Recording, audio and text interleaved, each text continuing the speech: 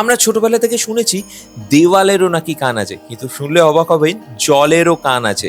হ্যাঁ, ভিডিওটি লাইক করে দাও আর তারপর এগিয়ে চলো। ডক্টর মাসাটো ইয়োমোটো বলছেন তার এক্সপেরিমেন্টে উনি 3টে কাপের মধ্যে 3টে সমান লেয়ারে চালের দানা রাখেন। উনি রোজ কিন্তু চালের দানাগুলোর প্রত্যেকটি গ্লাসকে একটি গ্লাসকে থ্যাংক ইউ, পরের গ্লাসটিকে উনি বলতেন ইডিয়েট, এবং তারপরের গ্লাসটিকে উনি ইগনোর করে চলে যেতেন।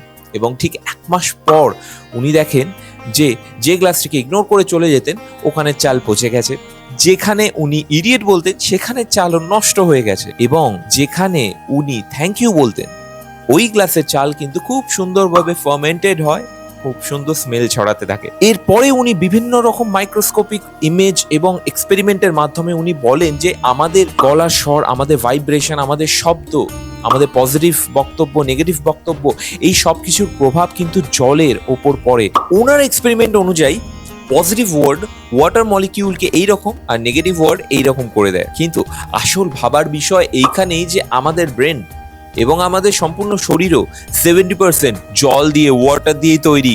তাহলে আমাদের বলা বাজে কথাগুলো, খারাপ কথাগুলো, নেগেটিভ ওয়ার্ডগুলো এই জলের মলিকিউলের ওপর কোনো স্ট্রাকচারাল গন্ডগোল করে দিচ্ছে না তো? আর তাই জন্যই বলি, কাউকে বাজে কথা বলার আগে বা নিজের সম্বন্ধেও কোনো বাজে কথা বলার আগে আরেকটু ভেবে নেওয়া উচিত, কারণ জলেরও কান আছে। তাই আমাদের দেশের ইতিহাসে, আমাদের দেশের কালচারে বারবার বলা হচ্ছে যে মন্ত্রের মধ্যে যে শব্দের ভাইব্রেশন হয়, আর সেজন্যই হয়তো মন্ত্র উচ্চারণ করা হয়, মন্ত্রের পজিটিভ এনার্জি দিয়ে হয়তো অনেক কিছু করা যেতে পারে। আর তাই বারবার বলছি, নিজের সম্বন্ধে বা অন্য কারোর সম্বন্ধে বাজে কথা বলার আগে আরেকটু ভেবে নিন, কারণ এই ওয়াটার মলিকিউলের স্ট্রাকচার যদি চেঞ্জ হয়ে যায়, বিগড়ে যায়, তাহলে হয়তো সেটা শরীরের জন্য বা সবার জন্য ভালো নাও হতে পারে। আর এই ভিডিওটার শেষে একটা ভালো কথা অন্তত পারলে কমেন্টে লিখে দিও। খুব ভালো থেকো, খুব শীঘ্রই দেখা হচ্ছে।